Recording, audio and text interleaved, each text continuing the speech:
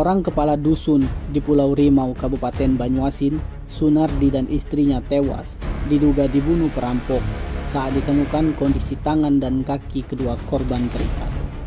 Saat dikonfirmasi, Kanit Reskrim Polsek Rimau Ibda Yogi Triana, korban tewas bukan karena ditembak, karena tidak ditemukan luka tembak di tubuh korban.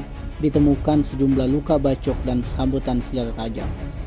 Menurut Yogi, pasutri itu ditemukan tewas dalam kondisi tertelungkup oleh anaknya di dua lokasi yang berbeda, yakni di dalam ruang tamu utama. Seorang lagi ditemukan di dalam ruang tamu baru di dalam rumah mereka di Jalur 15, Desa Nunggalsari, Pulau Rimau, Banyuasin. Saat ditemukan, lanjutnya jasad kedua korban dalam kondisi terikat tali yang terbuat dari ban mobil atau motor. Sebelum dibunuh, korban diduga disandra terlebih dahulu oleh pelaku.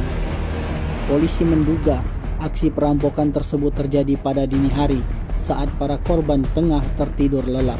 Para pelaku diduga melakukan aksi tersebut dengan cara merusak jendela belakang rumah korban.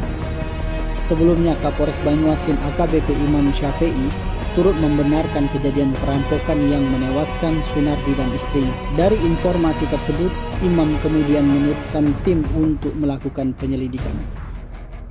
Tim Liputan Sumsel Update TV melaporkan.